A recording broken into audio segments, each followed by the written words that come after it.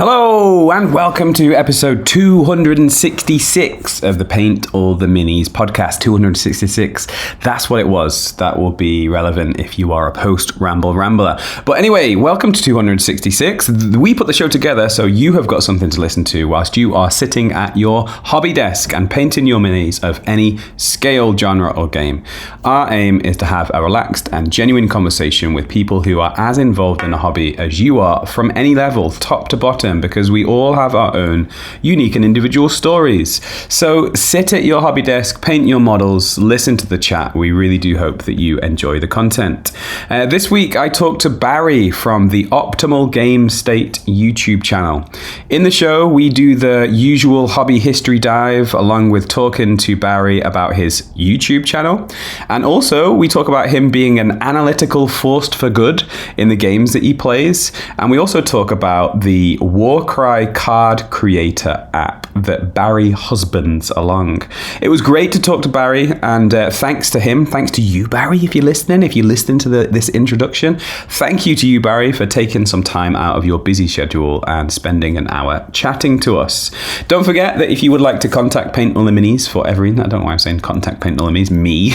I'm not like some big, huge corporation. I'll go through to my PA and she'll pass it on to me. No, if you want to contact me for any reason, you can email paintalltheminis@gmail.com. You can join our Discord, and there's a link to the Discord in the podcast description if you want to hang out with fairly chilled out, like-minded people who are interested in probably similar stuff to you. You can join our Facebook group. You can follow us on Blue Sky, or any other way you want to interact with us, feel free to do so. Don't forget you can dive into the back catalogue with over 266 episodes already recorded, especially go back old school and listen to some of the earlier ones. And if one is particularly interesting, shout it out either in a Facebook group or Blue Sky or anything else. It'd be interesting to hear about why you thought that particular guest was interesting. Every guest is unique and interesting in their own individual way, and Barry was also super interesting with the Warcry Card Creator. So if you are a user of the Warcry Card Creator, then you know that it's Barry behind it. So you can give him just give him a round of applause. And if you clap loud enough, he might actually hear you. So Barry, let's just stop now. Let Barry. Shh. Can you hear any clapping, Barry? That's them applauding you for your Warcry Card Creator. But anyway, I think that is enough of the pre-Ramble Ramble. I'll be kicking around in the post-Ramble Ramble. And so, yeah, let's go. Paint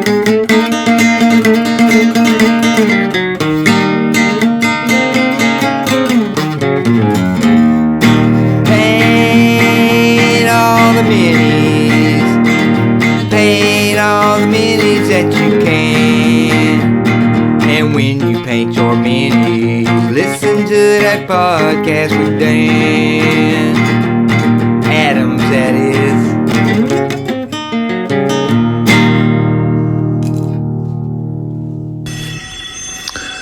I know what you're thinking. Did he paint 6 armies or only 5? Well, to tell you the truth, in all this excitement, I've kind of lost track myself. But being that this is Paint All the Minis, the best place for painting and hobby on the internet, and people aren't going to bite your head clean off for posting, you got to ask yourself one question. Do I feel lucky?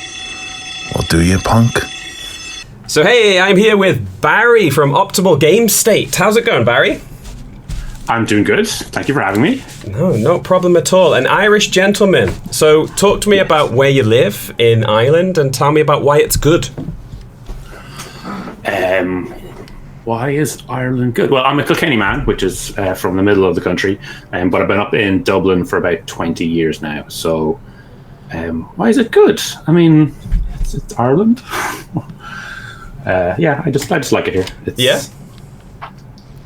a nice place. I've met lots of Irish people working internationally, and what I really like about generically the Irish people that I bumped into is they seem to be quite bubbly and quite social, and it's all a ruse. Right. We're speeding with rage and anger underneath, but we hide it really, really well. That's all it is. Yeah. And they always seem to have really cool stories of the travels. It seems to be like culturally, a lot of Irish people, it's like a rite of passage to go and do some sort of traveling or some sort of adventure before potentially, going back home. Is that true across the island, would you say, or is that also just a Ruse? It is true. Like typically people will head off for like a year or two in Australia or down in New Zealand, which is something my brother did. He was down there for 6 or 7 years and actually got citizenship down there before he came back. Never hit me. I think largely it's an opportunity thing for a lot of people after they finish college or they finish school. It can be kind of rough getting a new job and starting in. So yeah, it's quite traditional to take a bit of a break and kind of get out there. And lots of Irish people head out. Like I've got lots of friends who are over in London, working over in England, or moved over to the US. So some of my background was in programming in the tech industry, and I've got a ton of friends who, after they finished up, moved over to the US just to kind of avail opportunities over there.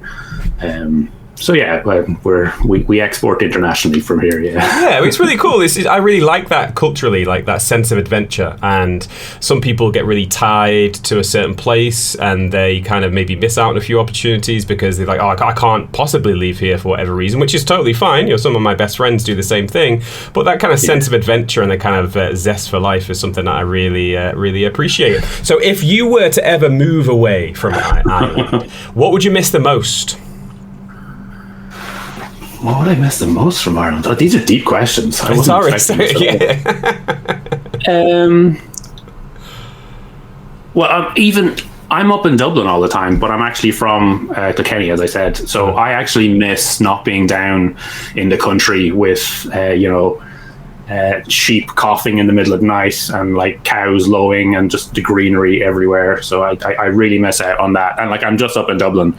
Like if I look out, I can see the green fields from here. It's not that far away. So nice. Yeah, I'm very much a country lad who's been stuck up in the city for way too long. So I need to go down every so often to kind of refresh and restock energy, if that makes sense. We're obviously here to talk about a certain hobby. But have you got any other hobbies that you'd like to talk about before we get involved in the tabletop hobby? Is there any other hobbies that you like? I'm just looking around the room I'm in at the moment, and it's just packed with like game books, RPGs, stacks and stacks of models. No, not really. No, I'm pretty invested in gaming, but I mean it's a wide range. Like I have a tendency to. If GW ever released anything, I've probably picked up a little bit of it and dabbled in it. I've got so many RPGs. I've got BattleTech. I've got card games. There's a box of HeroQuest that I'm almost finished. Yeah, what I'm really bad at, what I love doing is I love preparing these games and getting them ready and painting up all the miniatures, but what I've got a terrible habit of doing is putting them back in a box and then never playing them. And similar with the RPGs, like when I get so many miniatures, then I'm feeling a little bit overwhelmed. I'm like, I can't buy more miniatures. I need to catch up on my backlog. I'll start buying RPG books, but I do the same with them. They'll often sit on my shelf, and I won't get around to reading them for like years. But gaming is my safe place. It's what I like doing. Awesome. And if I'm not playing, it's like exploring or prepping for a game. It's good times. Awesome. So we mentioned just there that you are the chief in control member person of Optimal Game State, right? So give us a snapshot about what Optimal Game State is. If we went into YouTube and typed that in, what would we be seeing? So about over 3 years ago, I started this channel, and it is focused on a lot of the Warhammer box game lines. So it's got Kill Team, Warcry, Necromunda, Titanicus, all stuff from what they call the box game section. So I avoid the big 40k where all the views are, and I avoid Age of Sigmar, any of the big ones. Although that line tends to blur every so often. Like I haven't yet brought in Lord of the Rings, but I've been really tempted to. And I do play a lot of Legions Imperialis. So, I mean, I think Legion Imperialis does come from the Specialist Design Studio in GW. Yeah. So kind of sometimes falls into the box games. So what that brought, and then lately, like over the last year or so, I've been kind of expanding out. So I've got like Silver Bayonet and Stargrave and Frostgrave, and I've been slowly putting together the miniatures for the Shadow. What's that one called? Shadow Jeep. The Shadow. Rangers of Shadow Deep. Yeah. And yeah, I've been slowly prepping to kind of start playing through that. So I've been expanding out and doing things, and then every so often I'll do some RPG stuff. So there's a couple of videos up there looking at some of the Cubicle 7 games, whether that's Soulbound for Age of Sigmar or Warhammer Fantasy Roleplay, which I'm currently midway through the Enemy Within campaign. We have a weekly RPG group that are going through that. So it really is whatever, like the original concept, the original idea of it was to look at the Warhammer box games, and my pitch was that we were trying to put together the best 2-player game that we could.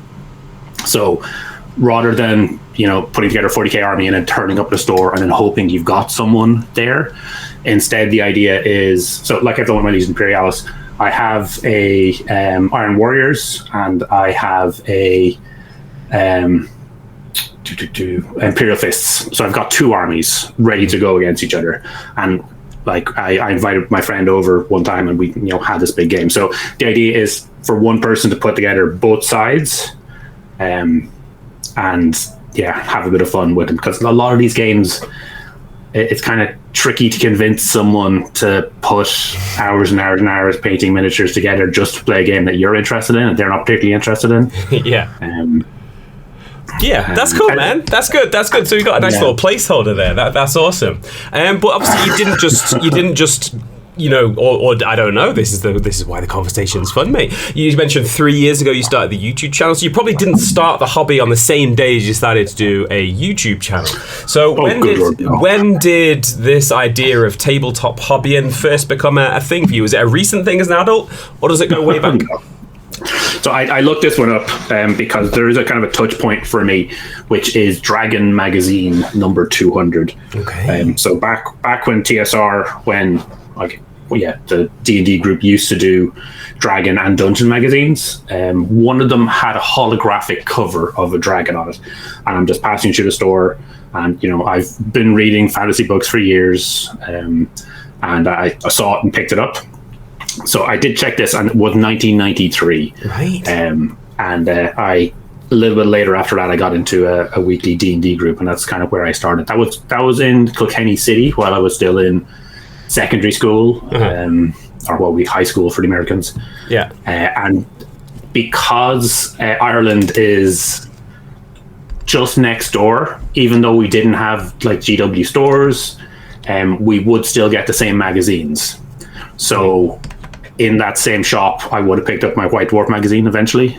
So I think it was sitting right next to Dragon magazine. So I spent a couple of months like picking up the Dragon magazine, and then started picking up the White Dwarf magazines as well. Nice. So let's just stick with that for a little bit. So you mentioned you were reading fantasy books, right? And then you saw this Dragon magazine, and that was to do with RPG and playing D&D, right? And is that and it's a step to go from reading something. You read a book. You're just on your own. It's quite you're in solitude, right? It's just you. You don't often tend to be socialized when you're reading a book. Whereas when you're playing an RPG, when you're playing D&D, that's got a more social aspect. There's other people that are actively involved in this story. So was that like, did you take to that like a duck on water, or was it difficult to kind of have other people involved in this narrative where previously it just been you?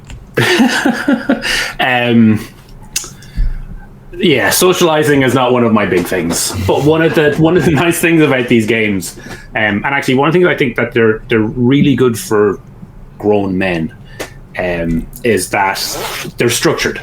Yeah. So when I started my D&D group, or the D&D group, I basically had answered the call that had gone out, and then I sat down, and the GM who was organizing anything randomly handed me a character sheet, and from then on, I was part of that group of people. So it was a bunch of people that I'd never met that were from different schools, different ages, and we had a kind of a purpose. So I mean, I think the regular thing is, you'll meet with some friends to watch the rugby or to watch the soccer, and you'll go drink a couple of pints in the local pub. Like, that's the social activity. Yeah. Not something I've been particularly interested in, but for me, like once a week, my friends will turn up, and we'll sit down and we'll have whatever game we're working our way through. Yeah. So it's structured play. It gives us an excuse. So you don't necessarily have to be social, Yeah. because you know the rules. You know what's happening. Like, you turn up, you put down your miniatures, you shake hands, you do all the things you're supposed to do, and then you can have fun. And then the kind of social elements kind of feed into that at the same time. But yeah, for me, for a lot of it, it was again, like, when I say I'm from Kilkenny, there is a Kilkenny city, but I lived well in the countryside. I did have a weekly D&D game, but most of my gaming experience when I was younger was done in solitude, was done solo. So, like, Dragon Magazine had a lot of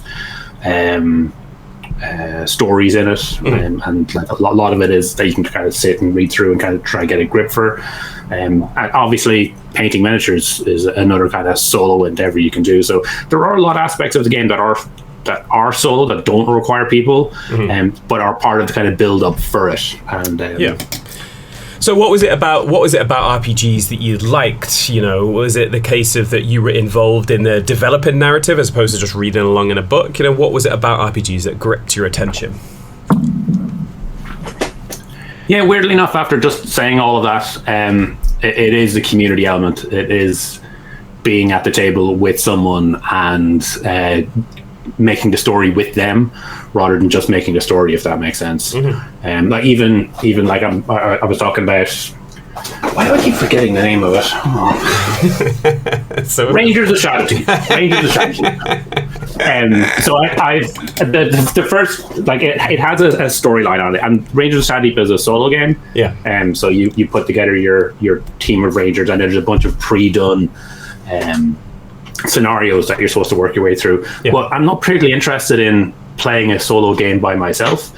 What I would love to do is I would love to play a solo game where I set it up for someone and then I guide them through that. So yeah.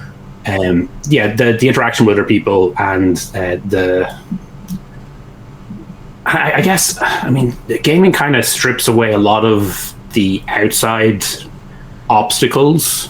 So you'll meet people of different social strata or interests, or, like, as long as everyone kind of is there for the game, like, you can focus on the game and you can kind of get to know them through the game, if that makes sense. Yeah. And then everything else is separate. So That's cool.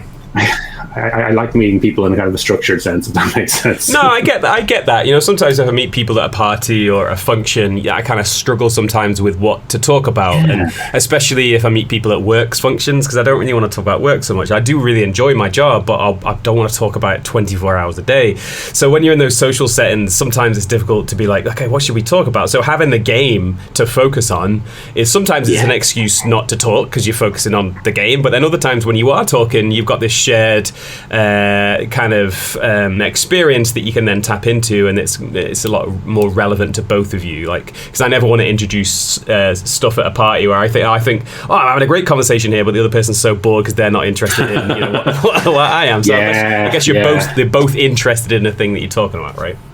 And just an aside to that, it is funny how popular gaming is now, but it's still an undercurrent. So if you go to a club or a party and you meet a bunch of people, you probably won't mention the fact that you're playing Warhammer or like miniatures.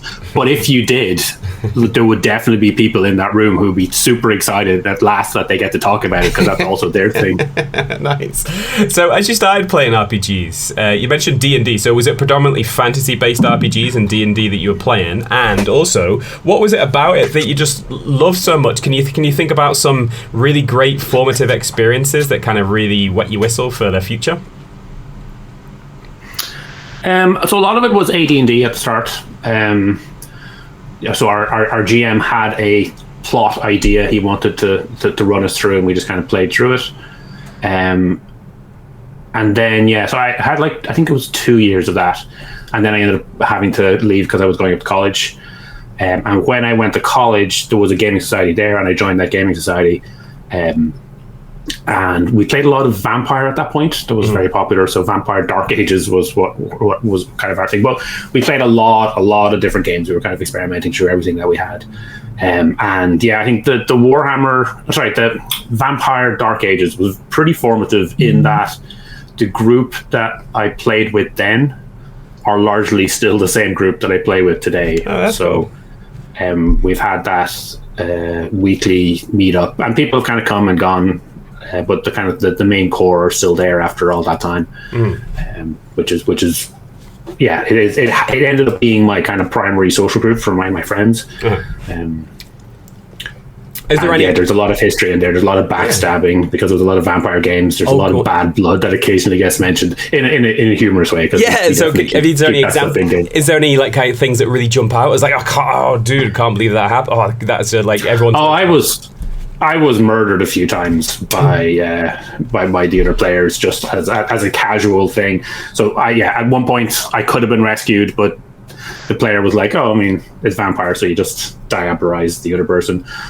Another time, I did send a couple of guys over to kill one of my friends, and the GM took that very literally, and 2 guys turned up, which is not what I meant. But so yeah, I mean, we have kind of stories, but like, there's no bad blood or anything. They're just, especially after all this time. Nice, that's cool. And so you mentioned RPGs at school, then at college, but you mentioned like other stuff. So when did it start to diversify into other tabletop game areas? Is that a fairly recent thing, or is that something that's been happening for a long time too? Yeah, I'd say it's been happening for a long while, to be fair. It's kind of expanded as my salary has gotten better over the years. It was quite limited when I was in college and basically had nothing. So, like, I think I picked up some Necrons, which was a big expense at the time. Like, just a couple of boxes of kind of the standard guys. Yeah. But yeah, these days I'll regularly pick up a box of whatever is the new hotness and then not get round of it. But yeah, like even back before I went to college, when I didn't really have anyone to play with, I did pick up what was it, the 2nd edition 40k box, the one with all the Gretchen in it. Yeah. And I did have it was Space Marine, so it was one of the epic versions that when you stood on the men, it really, really hurt. But yeah, I never really got to play them properly. I kind of got to assemble them and read through them and kind of imagine what it'd be like, but I didn't really have anyone back then who was particularly interested. It was only after I moved up to Dublin and got involved with the college community that I actually got to play these. But yeah, for a good chunk, there was a period in which Warhammer was completely off the table. GW had gotten a bit poor in their customer relations, and that was a time when Privateer Press was quite big. Yes. So a lot of us at the time were playing War Machine or Hordes. And yeah, so I guess it kind of depends. There's been kind of waves for people, but then even for me, no one that I play with is particularly interested in Infinity, which is one of the Spanish games, and it's a really great game, and I've got a bunch of miniatures for it. So if I want to play it, I need to put together 2 armies and then present it as something for someone to play, rather than God, there's just so many games out there, and I do have a real bad habit of kind of bouncing between things.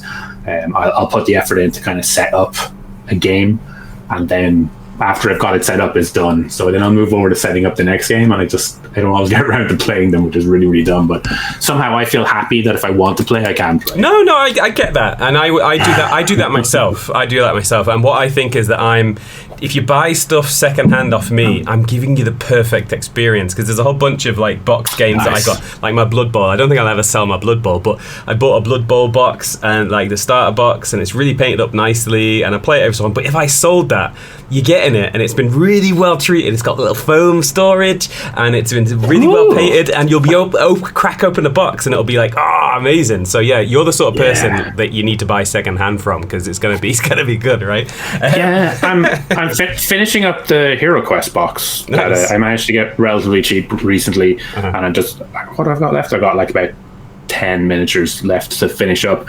But I mean, the game, by all reports, isn't great.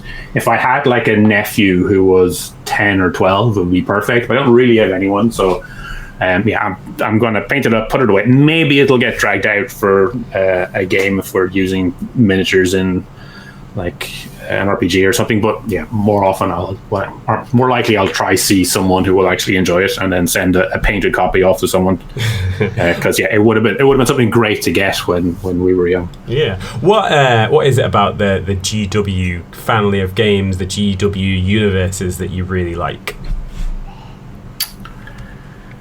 I mean, I grew up with it. Yeah. I did. So I mentioned that I got the White Dwarf magazines early on. One of the things I did was I got a postal order because there was no internet, and mailed it over to GW Store, and then got my copy of Rogue Trader back in the mail. So, I've been consuming GW propaganda from a very early age. I have gotten through 90% of the Horus Heresy audiobooks, and I've got a slew of the other ones.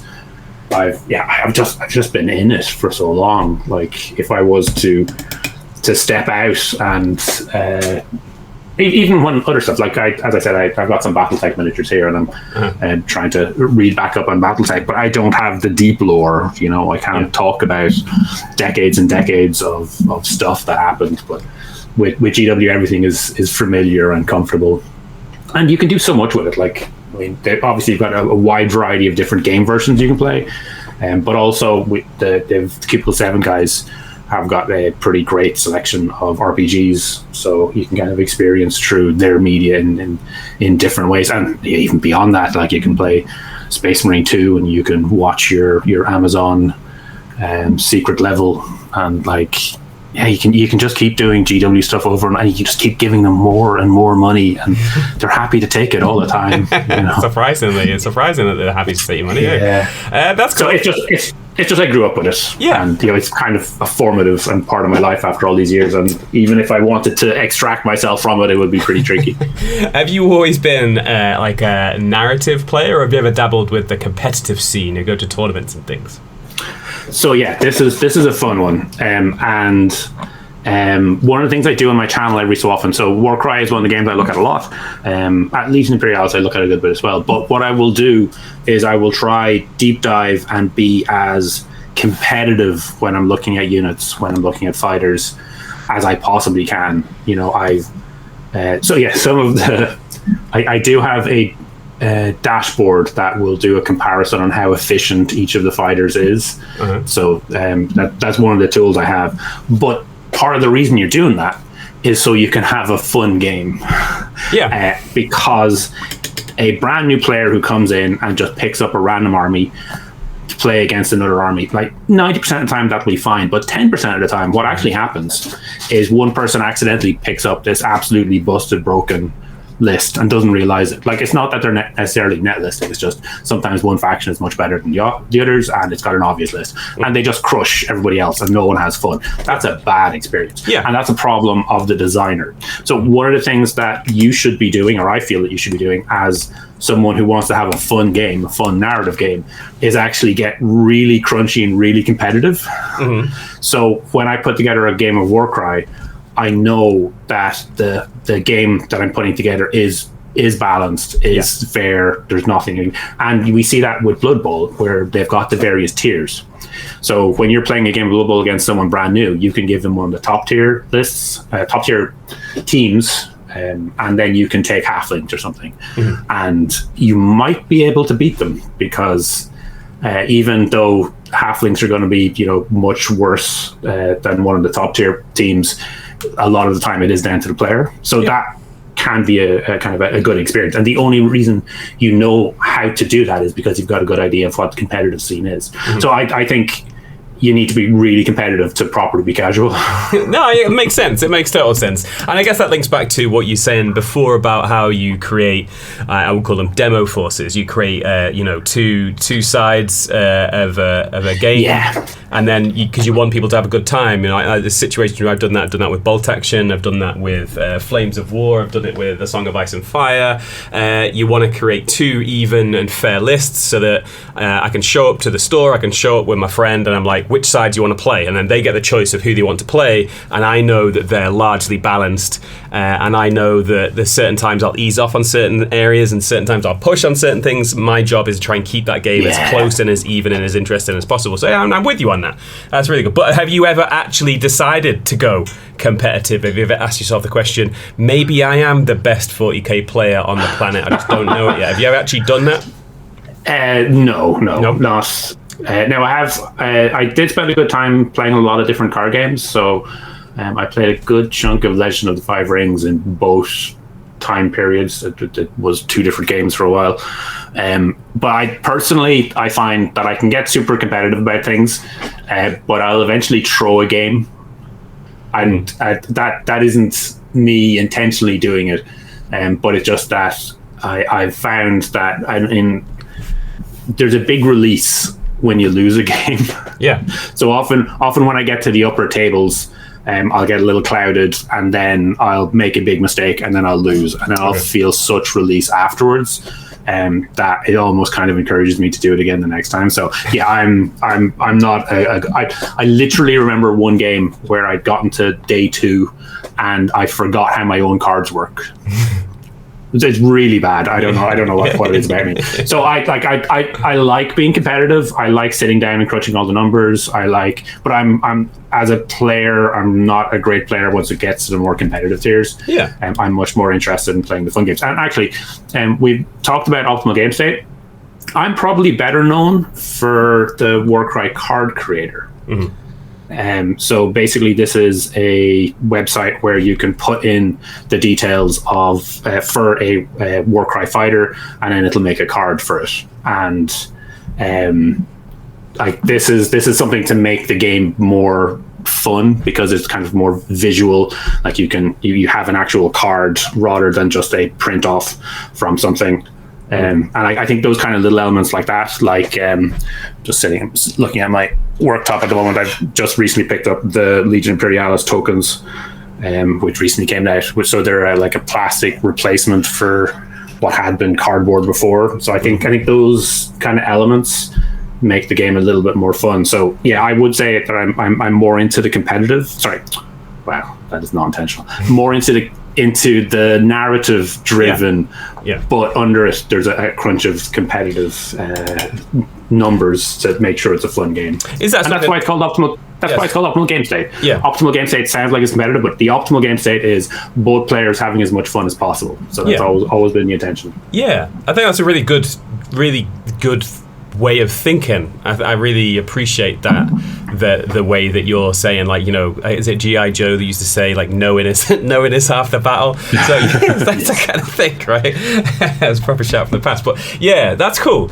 So you mentioned Warcry, as that's popped up quite a few times. Would you say that is your favorite of the GW kind of individual box games, or do you have a particular one that's better? No, it's definitely Warcry. Yeah, I absolutely love Warcry. I think it's a fantastic game. Now I know some people think it's quite simple because it's quite a quick game to play, but I think that a lot of that's because the game has a lot of clever features built into it to make the game happen quite smoothly. And part of that is it only has a single roll combat resolution. Mm-hmm. So you just roll a bunch of dice and then that's it done. So the typical GW, like if you're playing Necromunda, for example, you're going to roll to hit, you're going to roll to wound, you're going to roll an armor save. There might be a feel no pain at the end of that. But with Warcry, you basically look at the attacker's profile and it tells you the number of dice you roll. You roll those and then that's it done. There's a little bit of like you'll compare the strength to the toughness to work out what you're looking for on the dice, and then you'll apply the damage and all that stuff. But and to an extent, like you're comparing similar numbers, you're still looking like there is going to be strength and toughness, and the attack dice is kind of similar to the hit. And anyway, but it plays a lot faster. And I like that. I like that. There's times where I played 40k, and it's like, oh yeah, but I got my Space Marine Captain. I got 7 dice. Okay, with rerolls. Okay, great. And then these go through. Okay, and then you end up all of this, maybe 3-4 minutes of rolling and counter rolling, and you do like one wound, and it's like, oh, okay, all right. So I quite like the fact that it's just like slaps you in the face and it's done, as opposed to being a little bit long and drawn out. I quite like that. Yeah, and it gives you a little bit more time to actually play on, focus on the bigger strategy and like play fun objective missions and stuff like that. And another aspect with Warcry that kind of overshadows it slightly is that the base box will have random missions. They'll have like a deck of cards, and you pull out your setup, you'll pull out your terrain, you'll pull out your objective, and you pull out like a twist card. And those can be quite random, and people have had kind of bad experiences where they've gotten kind of bad setups for it. Now, normally they play out quite quickly, so where in another game you might just have one evening and that's kind of ruined the evening. With Warcry you can often kind of get 2 or 3 games in a single night in the same kind of playing down the club kind of scenario. But a lot of the kind of Warcry community that are more kind of invested in it tend not to take that approach necessarily. They'll put together pre-done maps and they'll play out those where they know it's going to be a good game and it's going to be balanced. It's going to make a lot more sense. So yeah, it's kind of a perceptual thing. Yeah. Well, I'm a big fan of the game. Yeah, you mentioned the card creation app, right? So is that linked to something to do with your day job, or was it just something like, hey, I just want to do this, and it's a totally new set of skills that you developed while creating that card development app?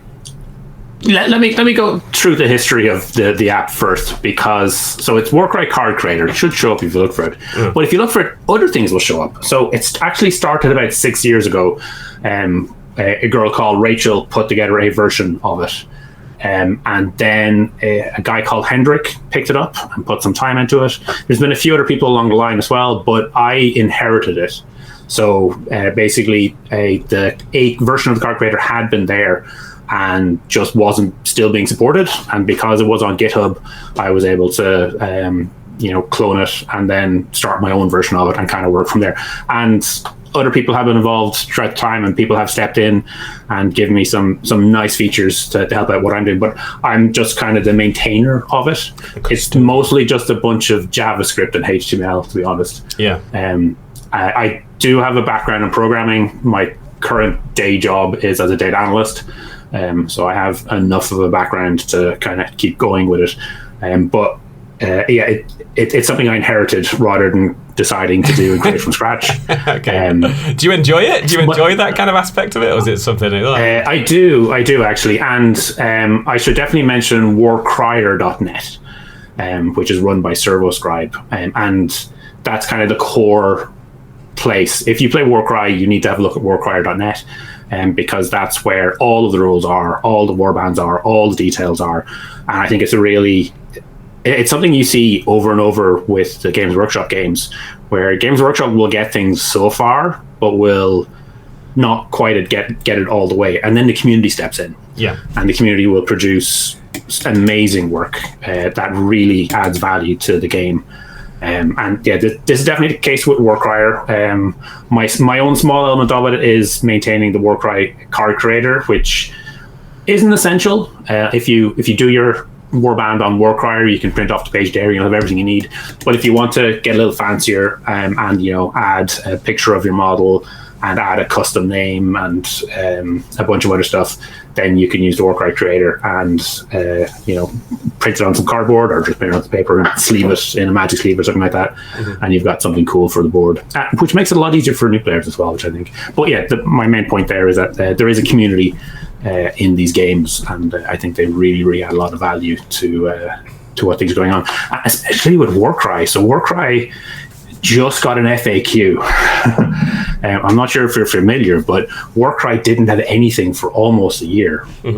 And there was a lot of speculation. There was a lot of videos from bigger YouTube channels declaring the game dead on not much, which was very annoying to the Warcry community who actually do produce content, trying to kind of push back on that. But yeah, so we've got a big FAQ. There's a ton of new fighters and changes to kind of go through. So the meta has shifted a good chunk, and there's a lot more things to play with.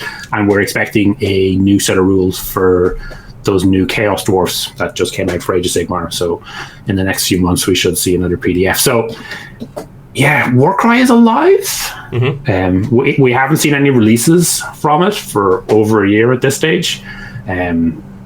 So we're not quite sure what happens. And as an aside, Sam Pearson, who used to be the main developer for Warcry, is no longer in GW and has his own channel. Let me just see if I can find what it was called so I can give it a pitch. Because he's started talking about game development and game design himself, and he's got a lot of cool stuff going on in there. But just while you're looking that up, I really like Warcry 2. I wouldn't consider myself to be an aficionado, but there's a whole bunch of mechanics and ideas behind it that I really like. So if you've not heard of Warcry before, one of the key things is that you get a certain number of dice that you roll, and based on those certain dice that you roll, you can do certain combos and certain kind of things happen in a game, and that's something that I find really interesting. Is that something that you enjoy too? Yes, and that's not the first place we've seen those kind of mechanics either. So they're kind of like command points. So with command points, you used to get, say, 3 command points a turn, and then a command, like an ability would cost 1 or 2 command points. With this particular system, hold on, I need to pull out another rulebook. No, I still have the hand handy. But there have been other games where basically you've got a pool and then you roll those dice, and those dice, a 1, 2, 3 will activate one ability, a 4, 5 will activate another ability, and a 6 will activate a third ability. I'm trying to remember what that game is. It's one of the bigger war games. Anyway, but with Warcry, you roll a pool of 6 dice and you're trying to match things off. So you're trying to get like pairs or triples or 4 dice that are all the same value. And what's interesting about it is you're never quite sure what abilities you have, but you have a pretty good idea. Like you're pretty sure you're going to be able to power your double abilities.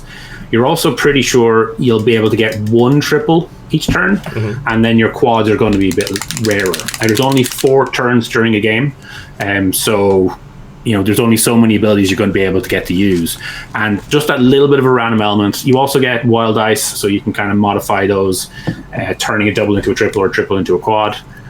So that gives you a little bit of control as well, and it's also bound. In the same, so one of the problems with the command point system is often what happens is on turn 1 you don't spend any of your command points. Turn 2 you might not spend, or you'll spend some, but often what happens is turn 2 or turn 3 you spend everything you have in like one big amazing turn where everything kind of goes off. With the system that they have in Warcry, it's all, the designers always know you're only going to be able to get off X number of abilities in a single turn. That can be higher or lower depending on what you roll, but largely it's controlled. So they've got a lot more, it's a lot easier for them to balance abilities and kind of be a little bit more flexible in their design approach to it. SPGD is the channel. I'm not sure what it stands for, but yeah. Actually, yeah, we were talking about the big games earlier. So he's the activation systems, the I go, you go versus the alternate activations is what they're currently looking at. It's Sam Pearson Game Design. That's what it stands for. Cool. Okay, so he's only just started, but yeah, I would recommend that people have a look at it. So he designed Spearhead, for example, and he was one of the lead designers. I think he was the lead designer with Warcry, although I think the original design of it, the kind of core concepts of it, came from somebody else. Again, I'm gonna have to look this one up. Yeah, it's cool, man. It's like what I like about it is it was a little bit like a refreshing breeze coming through, where certain games had been very strict with their traditional ideas and roles and things, and so Warcry is something that was very different. It's really cool, man. That's really, really good. So yeah, go ahead. So I'm not sure how you managed to picked up my mouth opening to say anything, but good job. I honestly think that there's a ton of innovations that they've got in there. Like Warcry, I feel like kind of condenses a bunch of really, really modern design theory. So Jervis Johnson came up with the original idea, the core concepts of it. So what do we have? So obviously it's alternated activations rather than the I go, you go, which is a real frustration for me with big 40k. I don't know why they haven't moved over. I know why they haven't moved over. They don't want to ruin the golden goose that they already have, but they've really kind of let it drift back. But that combo dice system, so the hero dice we're talking about, Saga by Studio Tomahawk, has that. So there have been kind of incarnations of it and elements of it. But another one is there's no turn one. One really interesting aspect is the way the mission generates, and you'll see this with fixed missions as well. They do have deployment, and so your warband gets split into 3 groups, and then depending on which the deployment is, they actually get put onto the board. So in traditional games, you'll set up all your guys in a line on one side, but in Warcry, the game has already started. Turn 1 has already happened, kind of. Your fighters are already in the middle of the battle, and a lot of the time they're a single move or 2 away from actually getting into a fight. So there is no turn 1. They have that straight out of the way. So they're just, I love it. There's just so many clever things. You're right, man. It's good, man. It's excellent. It's really cool to hear you're so passionate about it. And as we begin to kind of talk about YouTube stuff, what was the genesis of you creating your own channel, and what was the intent with that channel? Yeah, it's an interesting one because the channel isn't really for anyone beyond me. And actually, I've been kind of bad. I haven't put anything up in the last month because I've been a bit under the weather. But the channel is a way for me to focus my hobby and to try keep on target. So I have a real bad habit of starting a project and kind of stopping it halfway and moving over to a new project. That's kind of fun and exciting. But when I have the YouTube videos to do as well, it kind of channels my hobby and keeps it regular. So if I know I'm supposed to be doing a video every week, which, as I said, I haven't done in a bit, but it means I hobby every week to make sure I've got something on the video. And also, a lot of the time, and I think these are the videos that are kind of most beneficial for people, when I don't understand something, I have to learn it. Yeah. And the best way to properly learn something is to teach it. So if I'm able to look through a topic and then summarize it, to explain to someone, so what was I looking at recently? I was looking at Legion Imperialis. We were looking at the Mechanicum faction. So it's just lots of little robots. It's very confusing. And I'd seen a few other of the channels do in-depth, detailed reviews of them, but what they never did is they never showed me the pictures at the same time. Right. So after I'd watched that video, it still really made much sense to me. So when I went and did one of my own, I made sure I had those images. I made sure it was kind of clear which models we were talking about, and was able to kind of explain the role and the context. And I felt that was very helpful, and that had a pretty good response rate on YouTube. Okay. But yeah, largely it is nice. So I've got over 4K people who are subscribed, at least, even if they're not necessarily clicking on the videos. But it's been slow, kind of casual growth, because I'm not really pushing it. I'm not really focusing on growth, and I have my full-time job. I don't need to worry about Google revenue or anything like that. I'm just doing what I want, and if people enjoy that, then great. Yeah, I think that's the best way to do it. I think anyone that's not just doing that maybe needs to reframe and refocus. So you're just kind of putting stuff together that you find interesting, things that are going to be helpful to you, and kind of hopefully keeping you regularly with your own hobby, man. That's awesome. So you mentioned optimal game state, and you kind of talked about why it's called that. But let's just reinforce and dig around a little bit more. So this idea of being clued up so that you can have better games, would that be the kind of main idea? Well, that's kind of where it went. I do ages on. So when I started, I did kind of put together a list of things that I felt would be I should be focusing on. So I guess painting guides and intros to various games and introductory lists and kind of stuff like that was kind of in my mind at the time. And I've done a few of those. Obviously, the painting ones are kind of tricky to do.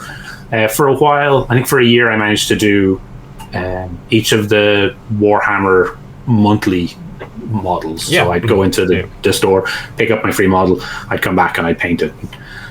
That was good, but there's just so many great painting channels out there. I'm not sure it necessarily adds any value. I mean, it's a fun activity for me to do, and if someone wants to watch along, then great.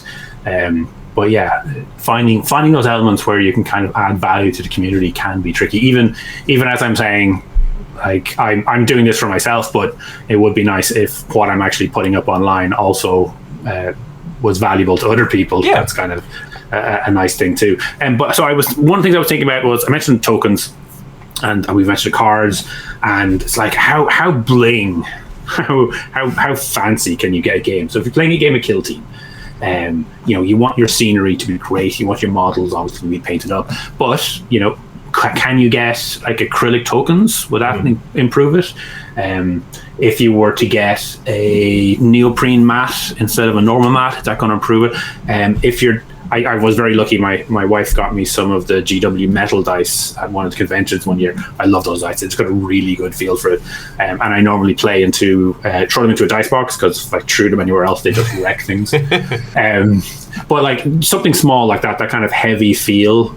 So when I play Warcry against my brother, who I normally set up a scenario for him, actually I'm currently working on a bunch of goblins for the next Christmas event. So I got the Grotnus, who's stolen all the presents. So I'm not sure where we're going. I need to paint them up, but we're probably going to do something around that. But he really enjoys the feel of those metal dice. They're a little bit weightier and they kind of feel good. So originally I was kind of thinking about all of those elements, all of the how can you make the game feel better for both people playing, even if they're not necessarily things that are kind of directly related. But largely it kind of ended up focusing on kind of the competitive elements, especially for Warcry, which is one of the games I play more. And not like I'm not looking at the top X lists. I'm not looking at how to build the best team, but often when I'm just looking at a new faction that's just appeared, I will look through all the different fighters and I'll say this is a good fighter, and I'll say this fighter is exactly the same as the previous fighter but just costs more, don't bother taking him. So that kind of thing. It just kind of naturally kind of happened that way. And I guess to a certain extent I am a data analyst. I love crunching numbers. I love like getting averages and seeing where people appear on a plot and stuff like that. So that's just kind of baked into my DNA. So when I do, one of the first things I'll do whenever I do a Warcry warband is where I will plot all of the fighters and show you where they compare on an efficiency for damage and an efficiency for total wounds compared to every other fighter in the faction. I find it helps. I find it kind of gives people a good context. But I think that's where I kind of come from. That's really cool. No, I like that. I like this theme that runs through is like you're trying to make it a worthwhile experience, and the things that you're doing help your kind of co-players, but also the videos that you're recording now, it's doing the same thing, but it's just extending that reach. So it's like you can maybe save yourself a little bit of money by not having to buy certain units maybe at certain points. You can maybe have a better game by getting some better tokens or neoprene stuff. It's like kind of just optimizing that. Optimizing the whole state as I mentioned, right? That's cool. And just on the kind of competitive level, an important distinction is if you go to like a super competitive site, they will tell you play these 3 fighters, warbands, units, whatever, but what you should actually be looking, in my opinion, or what my channel is more focused on, is those 3 might be really good playing against the competitive ones, but there's another tier in the middle that's really good to play against each other, and there's actually a fantastic tier at the bottom that's really good for playing against each other. So I think that, again, the Blood Bowl example is a really good one. Now there are certain things that kind of break down. There are certain abilities that are no fun. There are certain elements where you just don't get a good game.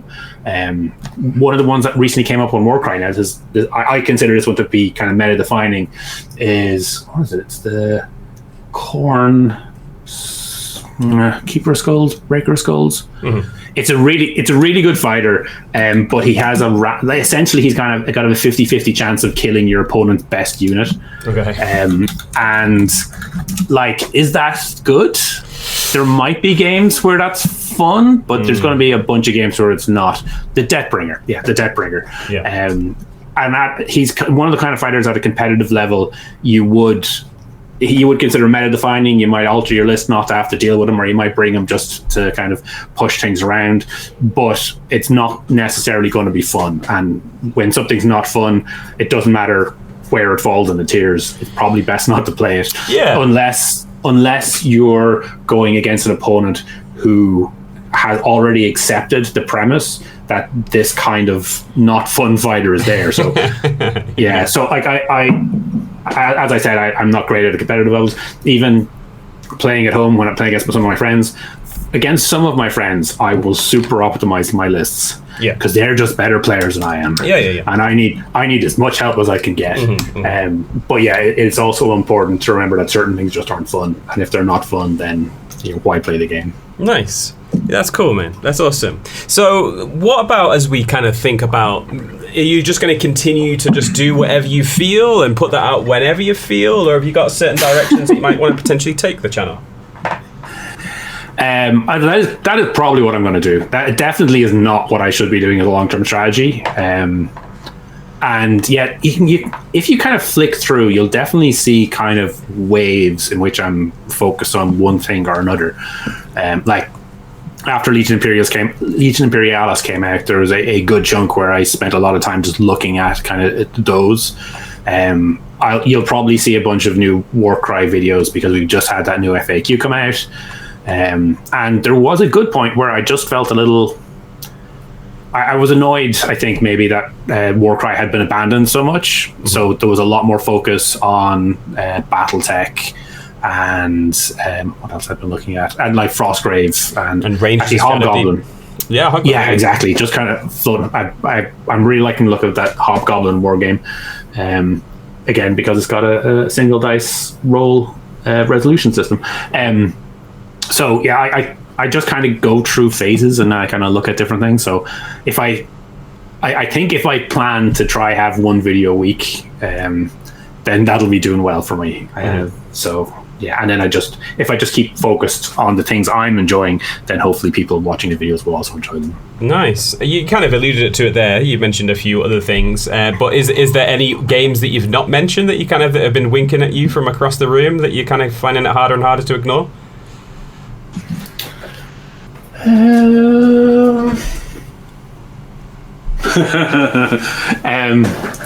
I do have a big box of Necromunda that's been calling to me for a while. Yeah. What is it? I got a good deal on the Ash Wastes, and it's just been sitting there for a year or two, maybe probably 2 years. What is it about Necromunda that appeals to you? No, it's the unpainted box is yelling at me. It's screaming. It's saying, "Please paint me." So no, I guess there isn't anything in particular. I do have a significant chunk of Kill Team stuff that I've been slowly building up. There's definitely a campaign of Imperials versus Chaos that has been slowly developing, just because the models have been great. I've kind of been drawn to them, but I'm not necessarily sure if I'm going to play them properly in Kill Team. I might end up setting like a thematic narrative solo campaign for one of my friends. So if I give him an Inquisitor and a rough set of rules around what he can and cannot take, and then just send him after increasingly getting terrifying Chaos Cultists and leading up to nastier things. The solo rules for Kill Team look really, really good. And I think that's kind of exciting. Or like they might end up being used in Cubicle 7's Wrath and Glory or Dark Imperium RPGs, and just kind of go that direction instead. Yeah, it's the story in the miniatures, I think, is really what I'm kind of drawn to. GW falls down on rules so many times. It's really frustrating. I really wish it didn't, but yeah, well, it's always difficult, and I don't think they make any apologies for it, and they don't make it a secret. You know, they produce miniatures, and their miniatures are amazing, and that's what they do fundamentally first and foremost. And part of that is great because they're always pushing the envelope in terms of creating better miniatures, and the negative of that is that they always need to be coming out with new miniatures, and therefore things need to change. You know, so that it's kind of a double-edged sword, right? Yeah, but I mean, they're obviously their best-selling miniature is going to be the average Space Marine.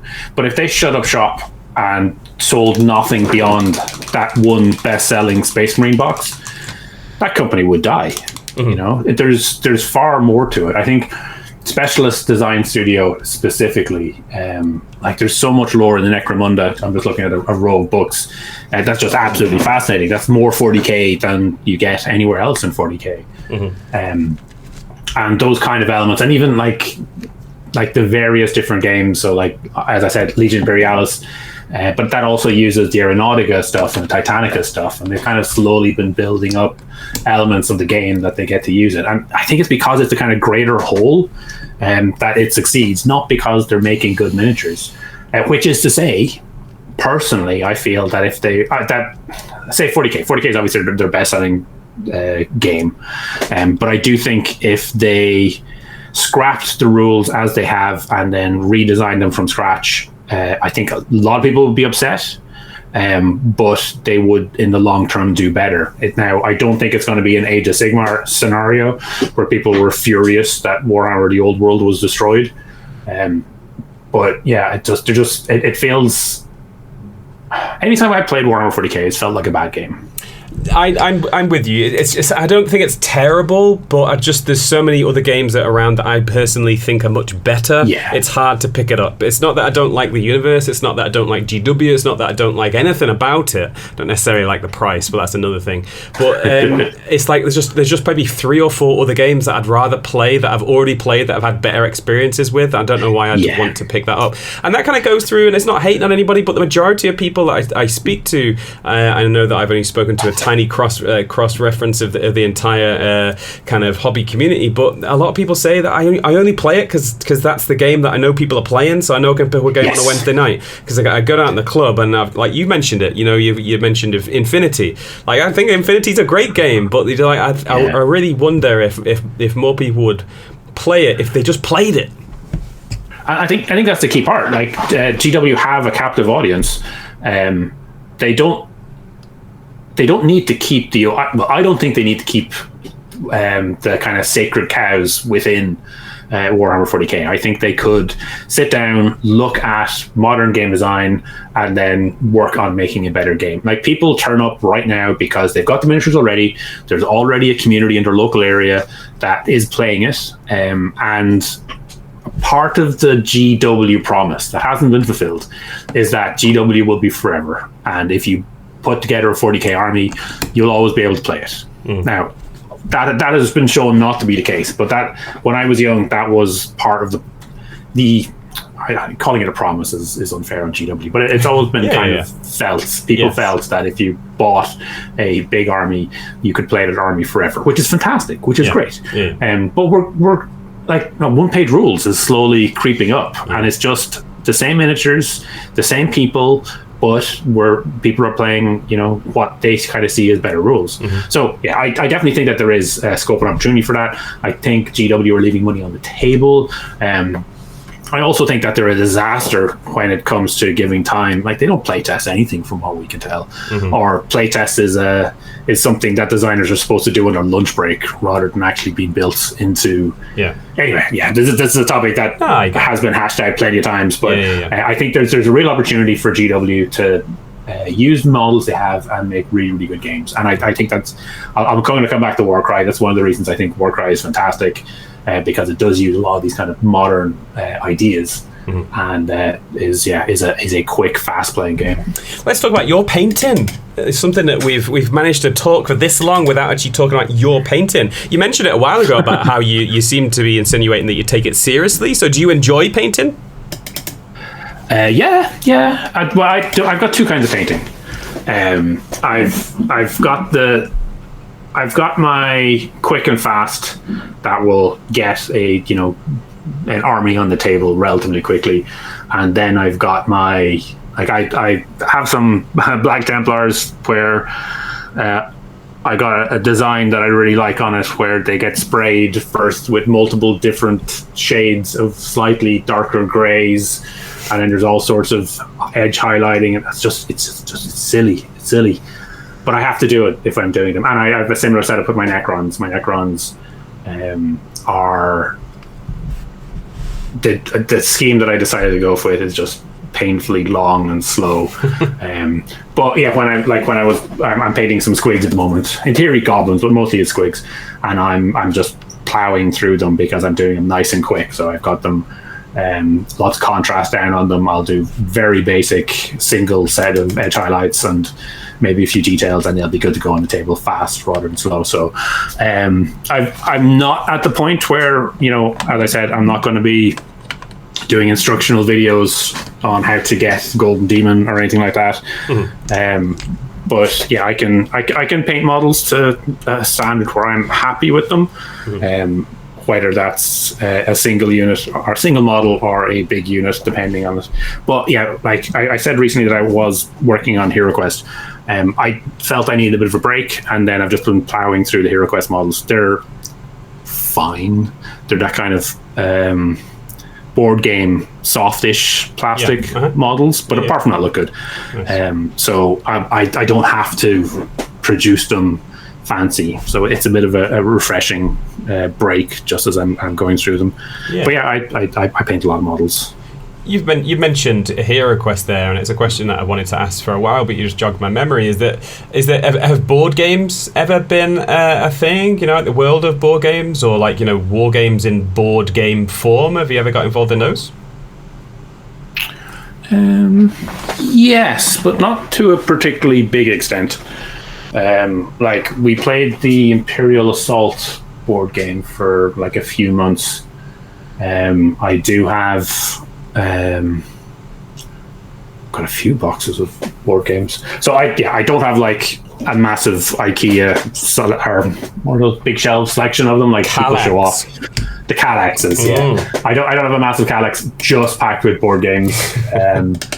If I was to do that, it would be a mixture of board games and RPGs. But it's more of a our weekly get-togethers are RPG. We have dabbled into board games every so often, and there's a couple of board games that I have that I play with my wife that we might do some on the weekends. But we've never really gone to the big board game culture in the same way others have. Now, we still do have our copy of Pandemic. We did for a while play Gloomhaven with some friends. But yeah, not so deep as we've seen with others. Yeah, it's interesting because you kind of seem to be the GW specialist games, seem to be the ones that jump for you a lot more than the mainstream tabletop games from what you've said. So like, yeah, there's a lot of really interesting kind of board-based games that are not too far away from GW ones. So it's interesting to know that you play those ones. And as we begin to kind of wrap up our conversation, is there anything that we haven't talked about that you'd like to talk about before we finish? So I talked a lot about Warcry. Talked about the channel, talked about being competitive. Those are the main things I kind of wanted to get through in this particular conversation. Again, I do want to say people should check out warcrier.net if you're interested in Warcry. And then, look for that Warcry Card Creator if you want to make some more kind of fun physical elements. I find it just make the game go a little bit faster than constantly referring back to books. The community is really, really good. So if Warcry is something you're interested in, check out the community. I think the fact that you can make your own cards, and you mentioned there about putting a picture on it as well, I think that's really cool, because one of the things that turns some people off from certain games at certain times is the very kind of strict script that you have to stick to when it comes to kind of creation of things. So being able to create your own custom things is appealing to people, because a lot of people love mini agnostic games, and so the ability to kind of maybe use your own models that you like, as opposed to using these set models that have to look like the picture that's already on the card, that kind of maybe opens up to more people. And on that, I do have a video that looks at using Frostgrave miniatures with Warcry rules, and then I do have another one where we played through a battle report with Star Wars miniatures using Warcry, and then there's a separate one for using it with Frostgrave. But one of the things I was able to do for that was I was able to use the Warcry Creator to make to make the cards specific to that particular team. So I was able to play Star Wars essentially using the Warcry rules. And there's a bunch of other things in there as well. There's also like deployment cards and item cards, which can be quite handy if you're doing campaigns, and ability cards, so you can keep track of all of your abilities as well. So there's a bundle of stuff in there, and it's all there just to make your game a little bit easier to kind of reference and kind of keep up with, rather than constantly flicking through books or constantly looking at websites or where not. And every time there's an FAQ and there's like a change to a fighter, you can update the card rather than waiting on GW to print new cards, which they will not do. Yeah. Well, anyway, unfortunately, that's all we've got time for, Barry. I want to say thank you for the hour that you spent with us. But not only that, I want to say thank you to all the time that you spend in the background, kind of, doing your videos and upkeeping all the different bits and bobs, because it's probably, a lot of hours that you're kind of, sitting at a computer and you're updating things and you're creating content for us. So thank you for that also. Thank you very much. And oh my God, I feel like I can speak to you for another couple of hours about things. Maybe we can get you on in the future and you can talk about your craft. I think I'd like to talk to you about your craft of how you use your skills of data analysis to figure out what's good and what's not good in units and forces. So I'm definitely going to check out your YouTube channel for that in the future. But maybe a future episode could be, okay, so we're just new to this game.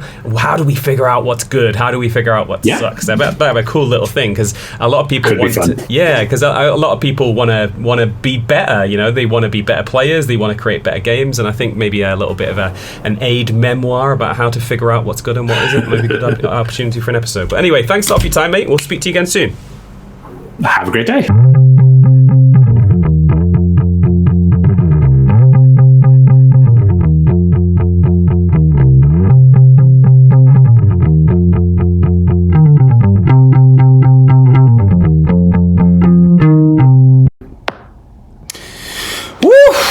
So there you go, episode that one all wrapped up there. I said episode that one because I don't know what episode it is. I'm breaking with convention. I'm deciding to slap convention in the face with a pilchard. I usually record the post-ramble at the end after I've done the pre-ramble. But I had a crazy busy week, so I have just literally finished editing. I usually do my editing a lot earlier in the week. I just finished editing literally right now, and I've just said, you know what? The hell with it. Let's do the post-ramble now. So this is the first ever pre-post ramble, I guess. Yes, the reason for that is that I'm over in South Korea right now. So I'm traveled over to South Korea for work. I came over here, I don't even know what day it is, man. What day is it today? It's Friday today, right? So I came over here Thursday. So I was up at like 3:30 a.m. Thursday morning, and just crazy busy at the start of the week as well, because I've got the work at my actual work that's kind of like piling up, and I needed to get something straight in that, so I've literally had no time this week to do any sort of editing. So there, that's yes, there you go.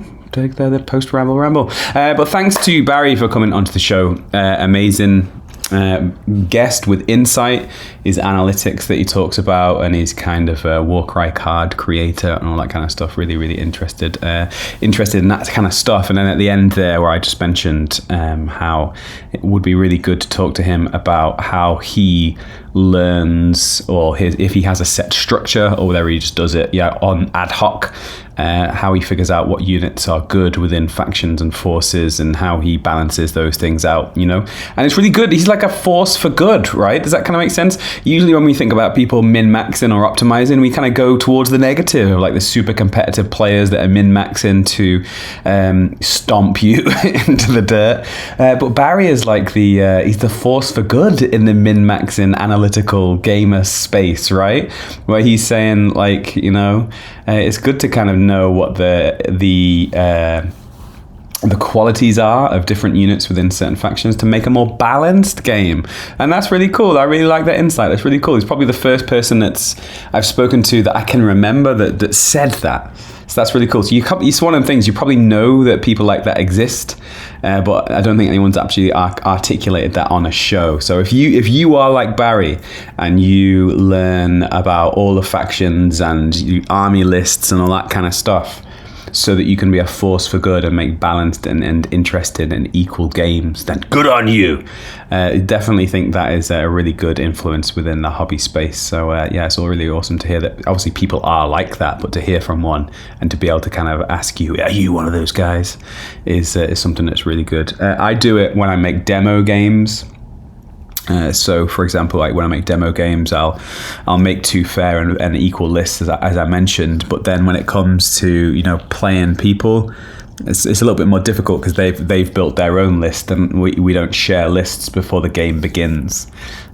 So sometimes it is a little bit difficult when you meet people to play certain games that, you know, you don't know what list they're going to bring, but you kind of know what they might potentially bring, so it kind of helps you. But then you feel like maybe you're tailoring or list building. It's a complicated world. It's a complicated well, maybe it's not. Hobby stuff for me this week, nothing. Literally no hobby stuff that's been going on. I'm still painting my Tully Cavaliers. I've done all the barding on the horse. I've done all the base colours apart from the armour, the metallics on the actual guys.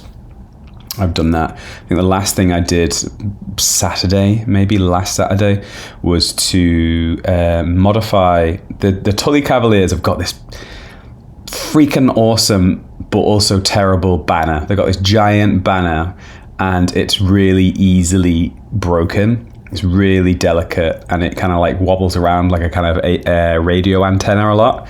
And so I snipped that off and I just kind of grafted on a big ass sword for the guy, because I thought it's only a matter of time before this banner breaks, and I'm not going to go to the whole effort of, you know, delicately painting this banner only for it to snap off. That would make me pretty cranky.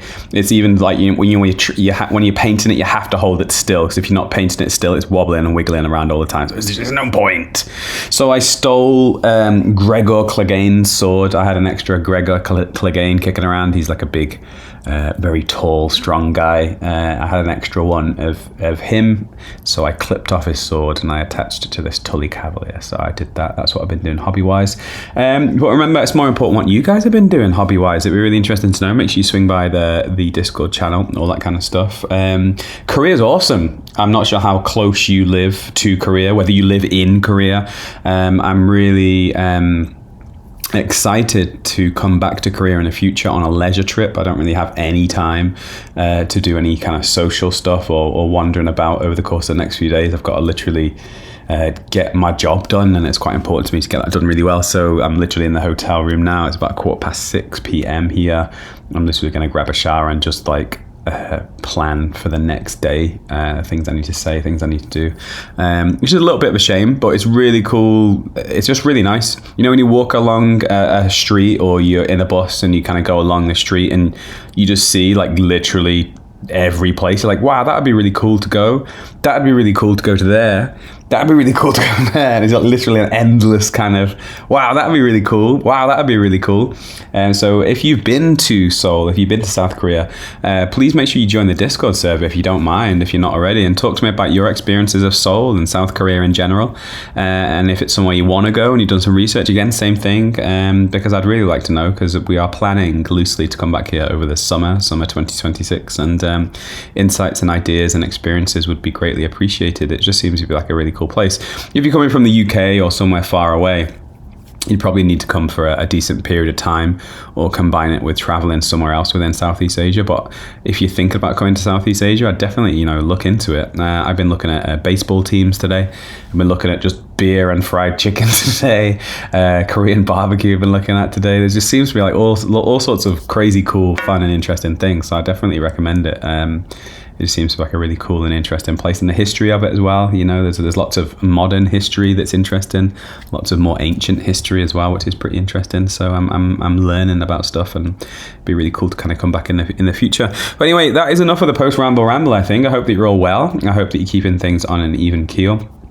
Make sure you're checking in with your group, your squad, or however you want to call them, especially if you've not heard from those people from a while, because it's really important to note that you're not really sure what's going on in the background with those people, and just check in and give a friendly wave and a friendly hello with your hanky. Woo, gooey, just to let people that you care about know that you're thinking of them.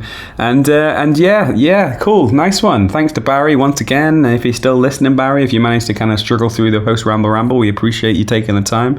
We appreciate even more that you're a post ramble. And until next time we're together, keep painting.